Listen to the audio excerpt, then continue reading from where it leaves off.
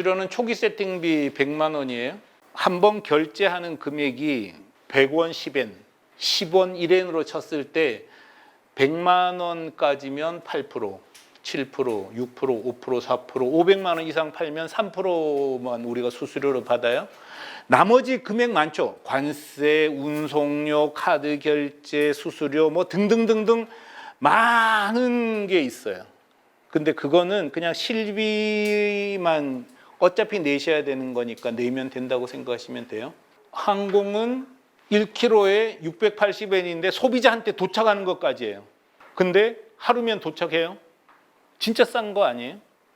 일본 소비자한테 내일까지 도착시켜 주는데 1km에 680엔. 1CBM에 31만 원이다. 그러면 가로, 세로, 높이 1세제곱미터가 1CBM이거든요. 그 예를 들어서 막 금속이야, 금속.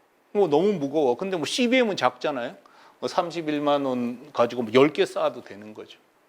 근데 최단 3일, 뭐 길어야 4일이면 일본 손님이 다 받아요. 일본행 운송비, 그러니까 0.5kg면 570엔, 1kg까지 1kg면 680엔, 790엔, 800엔, 1100엔 뭐 이렇게 정말 싼 거란 말이에요. 근데 이 중에 우리가 이제 만약 1kg다 그럼 680엔으로 24시간 뭐 길어봤자 뭐 28시간에 일본 손님한테 도착시켜 주는데 손님한테는 물류비, 배달료 500엔을 받으시면 돼요. 여러분도 쿠팡에서 사면은 뭐 얼마 이상은 무료지만 배달료 3,000원, 뭐 2,000원 받잖아요. 그런 식으로 받는 게 일본은 우리는 보통 2,500원, 3,000원 내면은 뭐 적당하다고 생각하잖아요. 일본은 500엔 정도 내면은 손님들이 적당하다고 생각해요. 그럼 500엔 받아서 180엔만 더 보내면 우리는 붙이는 거잖아요. 싼 거죠. 해운 운송료, 이거 뭐 일본의 현에 따른 건데 이 사이즈라는 개념은 가로 3변의 합이에요. 3변의 합. 이거 카페에 다 올려놨거든요. 그러니까 뭐 굳이 여기서 사진 찍고 그러지 않으셔도 돼요. 이런 게 좀 재밌는 거죠. 일본의 결제 수단 중에 이건 다 알겠죠? 뭐 뱅크는 은행, 매는 이제 대인이라는 거예요. 뭐 우리식으로 얘기하면은 치킨 시키면 와서 결제 받아 가잖아요. 우리나라에는 전자상거래는 그런 게 없잖아요. 대인 결제라는 개념이 없잖아요. 근데 일본은 아직도 있어요. 그 7.7%가 쓰고 있어요. 근데 7.7% 무시하고 이렇게 해서는 장사는 못 합니다. 왜냐하면 인식이 안 좋아져요. 이 회사는 좀 이상한데 뭐 이렇게 무성의하지? 이런 느낌을 줄 수 있어요. 이거는 뭐냐면 후불 신용 결제예요. 뭐냐? 법인은 월말에 한꺼번에 결제하고 싶어 하잖아요. 근데 우리는 무섭잖아요. 팔았다가 못 받으면 어떻게 해요?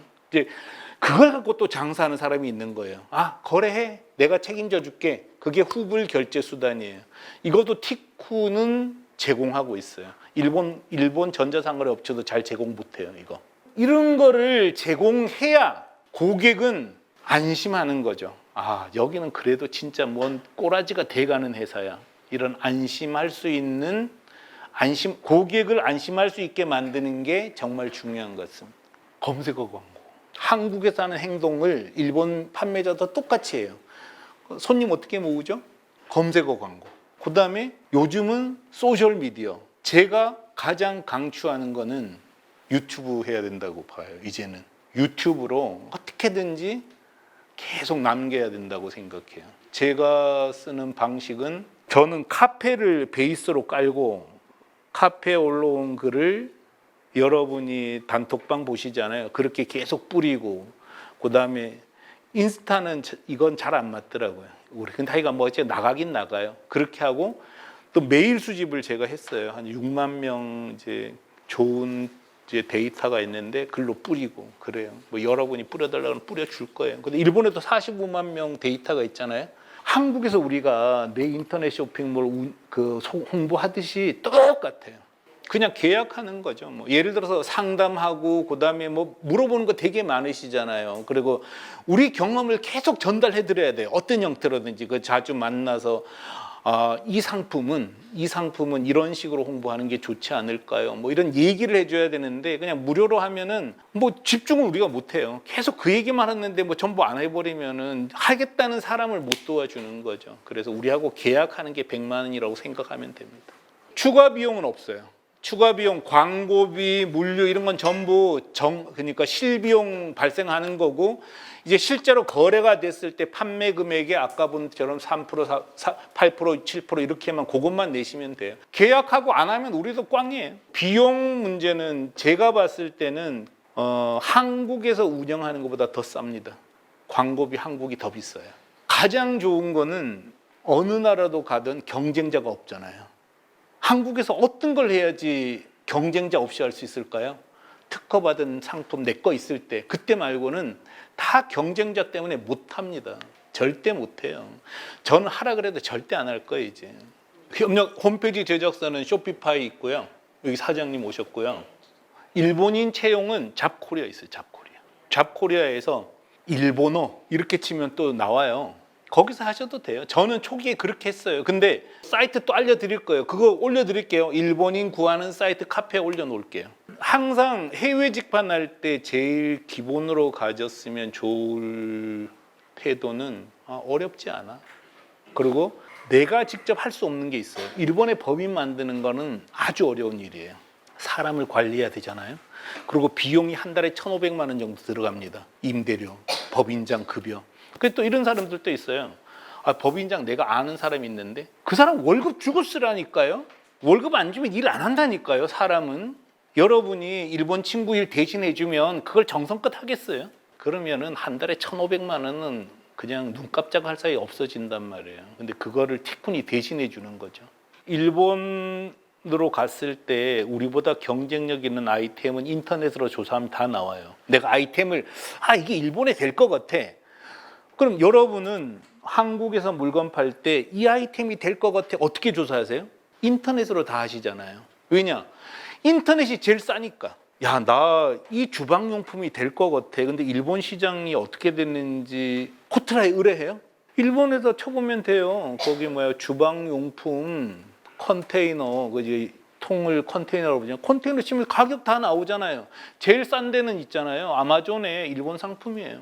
한국에 제일 싼데 여러분 어디서 사세요? 저는 쿠팡에서 사요. 왜냐면 쿠팡 가격이 제일 싼데 근접하고 좀 속아도 나만 속은 게 아니니까 덜 억울하고 그래서 쓰는 거잖아요.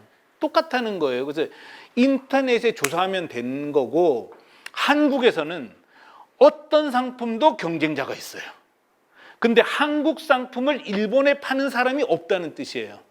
근데 그 중에서 조사해 보니까 일본이 더 세. 안 가면 되잖아요. 일본에는 경쟁력이 없는데 중국에는 있어. 이럴 수 있잖아요. 그죠? 그래서 해외로 나갈 수 있으면 경쟁력이 생긴다는 거예요. 그리고 또 그렇게 판을 짜면 경쟁력을 만들 수가 있어요. 한국에서는 절대 안 됩니다. 제가 절묘한 방법으로 중국에서 생산했어요. 중국에 직접 팔면 어떡할 거야? 경쟁력 있는 상품만 가지고 나가기 때문에 경쟁력이 있는 거예요. 제 의견은 오프라인 광고는 절대 하지 마세요. 아무 소용이 없고, 더 중요한 건 오프라인 광고는 검증이 안 돼요. 검증. 유입수 체크가 안 돼요. 그래서 불안해서 못 해요. 저도 다 해봤어요. 그래서 그리고 또 온라인만 하기에도 너무 채널이 많아요. 오프라인은 신경도 안 써도 되고 안 해도 돼요. 티쿤이 이제 직접 판매했었던 명함 스티커, 현수막, 공기간판 판매 시절에 첫 해는 매달 300만 원을 지출했어요. 그 다음에 한 3년 있다가 3천만 원을 올렸고, 최고 많을 땐 1억 5천만 원까지 썼었어요. 광고를 더 많이 하면 더 많이 팔리죠. 광고비는 어느 정도 해야 되냐고 물으면 많으면 많을수록 좋다예요. 그리고 어느 때 하는 게 좋으냐? 빠르면 빠를수록 좋다는 거예요. 왜냐? 빨리 광고를 회원을 확보하면은 이 사람들이 단골이 되잖아요.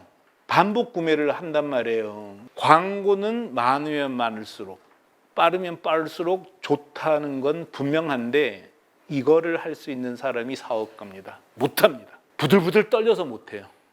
팔리는 거 알겠어. 그래, 광고를 해도 안 팔리는 거는 집어쳤겠지.